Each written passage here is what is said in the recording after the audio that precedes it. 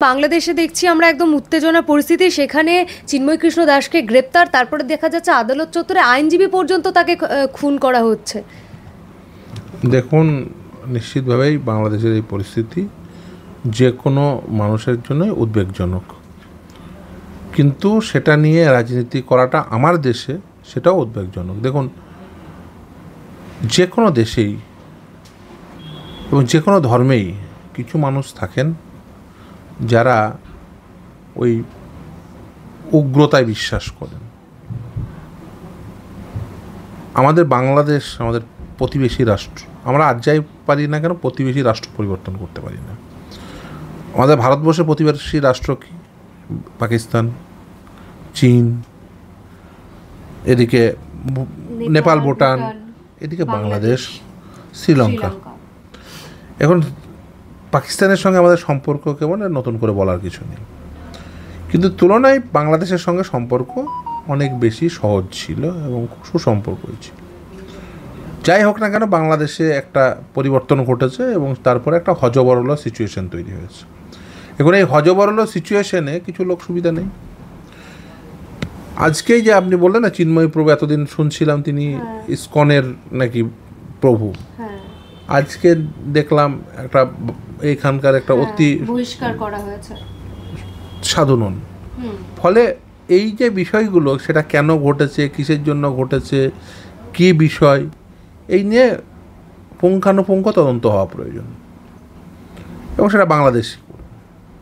তখন আমাদের দেশের যে পররাষ্ট্রনীতি, সেই পররাষ্ট্রনীতিকে ভারতবর্ষের প্রতিটি নাগরিক সমর্থন করে, আমিও সমর্থন করি। ভারতবর্ষের পররাষ্ট্রনীতি এমন হওয়া উচিত যাতে প্রতিবেশী রাষ্ট্রে কোনো প্রকার এই ধরনের বিশৃঙ্খল পরিস্থিতি না তৈরি হয়, এবং সেটাই আমরা ফলো করি। কিন্তু যখন বিশৃঙ্খলতা তৈরি হয় আমরা উদ্বিগ্ন হই, অর্থাৎ প্রতিবেশী রাষ্ট্রের বিশৃঙ্খলতা হিসাবে আমি বিষয়টিকে দেখি। সেটি নিশ্চিতভাবেই সংখ্যালঘু সংখ্যাগুরুর এই টার্মসগুলো ব্যবহার করে এখানকার যারা সাম্প্রদায়িক রাজনীতি করতে চায় তারা বেশ উদ্বুদ্ধ হয়ে উঠেছে। আসলে বাংলাদেশে এটা ঘটে সবথেকে বেশি উদ্বুদ্ধ তো এখানকার বিজেপি হয়েছে দেখছি। মানে এখানকার ধরুন বিজেপি নেতারা, বিশেষ করে নেতা, সব নেতা নয়, কিছু নেতা যারা এই রাজনীতির, বিশেষ করে বিজেপিতে এই রাজনীতি করতেই অভ্যস্ত। আমি যেদিন এই চিন্ময় প্রভু গ্রেপ্তার হন সেদিনই এক টিভি চ্যানেলে ডিবেট ছিল, সেই ডিবেট শোতে অংশগ্রহণ করেছি। তো একজন বিজেপি নেত্রী বলছে কালকে আগুন জ্বলবে। বাংলাদেশে গ্রেপ্তার হলো চিন্ময় প্রভু, তার জন্য পশ্চিমবঙ্গে আগুন জ্বলে কী হবে? আর পশ্চিমবঙ্গে আগুন জ্বলবেই বা কেন? বাংলাদেশে যদি কোনো ঘটনা ঘটে থাকে যে ঘটনাটা অনভিপ্রেত, তার জন্য পররাষ্ট্রনীতি এমন হওয়া উচিত যার ফলে ওই অনভিপ্রেত ঘটনা আমরা উপযুক্ত পদক্ষেপ গ্রহণ করতে পারি আমাদের দেশের যে কূটনৈতিক অবস্থান রয়েছে সেই কূটনৈতিক অবস্থান থেকে। এখানে ভারতবর্ষের অভ্যন্তরে কিছু মানুষ, বিশেষ করে বিজেপি, তারা এটাকে হাতিয়ার করে রাজনীতি করতে চাইছেন। খুব সিম্পল কথা, সেই হাতিয়ার করে রাজনীতি যারা করতে চাইছেন তাদের আমি বলবো যে আপনারা এই যদি এটাকে ওই হিন্দুর উপরে মুসলমানের আক্রমণ বলে তাই এখানে বাজার গরম করে মুসলমানের উপরে তাই একটু ফুঁসে উঠতে হবে, এটা যদি হাওয়া গরম করেন এবং আপনি গা গরম করার চেষ্টা করেন, তাদের বলবো যে দেখুন, এই যে হিন্দুত্ববাদী রাজনীতি যারা করতে চান, সাম্প্রদায়িক রাজনীতি যারা করতে চান, তাদের সঙ্গে সমস্ত হিন্দু নেই, এটা আমার দেশের জন্য সত্য কথা। আর বাংলাদেশেরও নিশ্চিতভাবে যারা মৌলবাদী রাজনীতি করতে চান তাদের সঙ্গে সমগ্র মুসলমান সম্প্রদায় নেই। তার কারণ খুব পরিষ্কার, যে ভারতবর্ষ বলুন, বাংলাদেশ বলুন, গোটা বিশ্বব্যাপী সমস্ত ধর্মের সমস্ত মানুষ খারাপ হয়, একটি ধর্মের সমস্ত মানুষ খারাপ হয়, এটা যেমন হয় না, একটি ধর্মের সমস্ত মানুষ ভালো হয়, এটাও হয় না। নিশ্চিতভাবেই সেখানে এই ধরনের মানুষজন যারা উগ্রতায় বিশ্বাস করেন কিছু থাকেন, এবং সেটা যদি রাষ্ট্র তাকে এন্ডোর্স করতে শুরু করে, উদ্বিগ্নতা সেখানেই।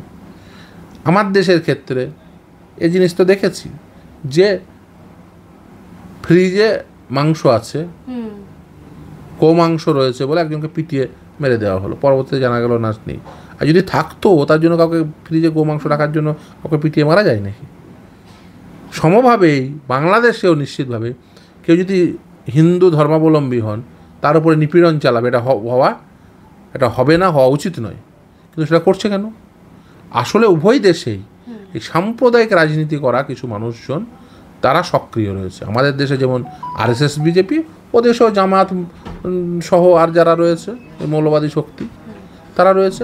ফলে যাহাই এখানকার বিজেপি আরএসএস তাহাই ওখানকার জামাত শিবির, যাহাই জামাত তাহাই এখানকার বিজেপি আরএসএস। বলছেন বাংলাদেশে হিন্দু নির্যাতন এই প্রতিবাদ এটা আসলে লোক দেখানো, মেনলি হিন্দু ভোটকে কনসলিডেট করার উদ্দেশ্য। একদম একদম। দেখুন, আচ্ছা হিন্দুদের আপনারা উপকার চান, এই তো যদি আমি ধরে, আচ্ছা বলুন তো, মানে নরেন্দ্র মোদী আসার পরে কত হিন্দুকে চাকরি দিয়েছেন? আচ্ছা এই যে ফুটপাতে বাস করে কত হিন্দুকে ঘর বানিয়ে দিয়েছেন? আমি অন্য সব কিছু ছেড়ে দিলাম, নরেন্দ্র মোদী আসার পরে কত হিন্দুর উপকার হয়েছে বলুন তো? হয়নি তো। নরেন্দ্র মোদী আসার পরে হিন্দুদের জন্য কি পেট্রোল ডিজেলের দাম কম? না, এই মেডিসিনের, ইসেন্সিয়াল মেডিসিনের দাম কম? হিন্দুর জন্য কি দাম কম হয়েছে? তাদের জন্য কম মূল্য বৃদ্ধি ঘটেছে? তাদের বাড়ির ছেলেরা কি সবাই চাকরি পেয়ে গেছে? হিন্দুদের বাড়ির কোনো সমস্যাই নেই। আসলে রাজনীতি এরা হচ্ছে হিন্দু মুসলমান করে বেসিক্যালি হিন্দুদের নিয়ে রাজনীতি করবে, আপনাদের বোকা বানানো হবে। আর এরা ক্ষমতায় থাকবে, ক্ষমতায় থেকে অমিত শাহর ছেলে জয় শাহর সম্পত্তি কয়েক হাজার গুণ বৃদ্ধি পাবে। আর নরেন্দ্র মোদীর মানে কাছের মানুষজন, ওই আদানি আম্বানি, তার ছেলে নরেন্দ্র মোদী নমস্কার করে গিয়ে আম্বানির ছেলের বিয়েতে যাবে, তাদের ছেলের বিয়েতে 5,000 কোটি টাকা খরচা হবে। আপনি হিন্দু কী পাবেন? আপনি হিন্দু পাবেন বেকারত্ব, আপনি হিন্দু পাবেন দ্রব্যমূল্য বৃদ্ধি, আপনি হিন্দু পাবেন পেট্রোল ডিজেলের দাম বৃদ্ধি, আপনি হিন্দু পাবেন গ্যাসের দাম। মমতা ব্যানার্জি কিন্তু বাংলাদেশের ঘটনা নিয়ে সরব হয়েছে, বাংলাদেশের নাম না নিলেও তিনি বলছেন কোনো ধর্মের উপরেই আক্রমণ কাম্য নয়। বলছেন যে মন্দির, মসজিদ, গির্জা, গুরুদ্বারা সব থাক, আমরা সবাই এক। আচ্ছা, মমতা বন্দ্যোপাধ্যায় মানে ইনি আর এক শেয়ানা আর কি। নরেন্দ্র মোদী বা তার দল বা বিজেপি আরএসএস তারা খোলাভাবে একদম উন্মুক্তভাবে মুক্তভাবে হিন্দুত্ববাদী রাজনীতি, আর এ হচ্ছে তার থেকে একটু শেয়ানা আর কি। একটু ঘোমটার ভিতরে খ্যামটাটা আছে, খ্যামটা নাচটা ঘোমটার ভিতরে আছে। কি মুসলমানদের জন্য হাসপাতাল হবে, এই ওয়াকফ বিরোধী বিল আনবো,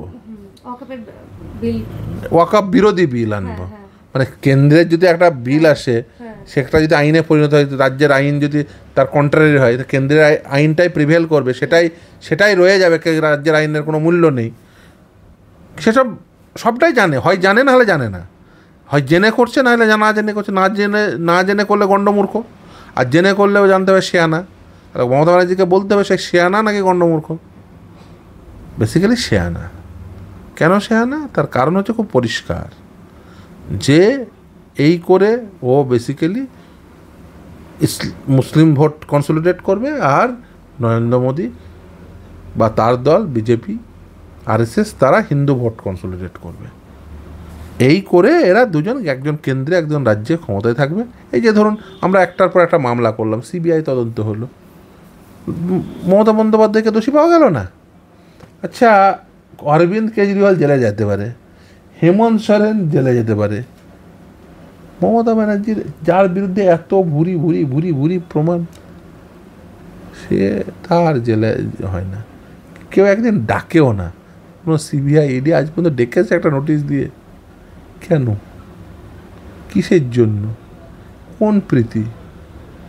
আসলে হচ্ছে তুমি কেন্দ্রে থাকো, আমি রাজ্যে থাকবো, ভাগ বাটোয়ারা করে খাবো, একদম ভাগ বাটোয়ারা একেবারে।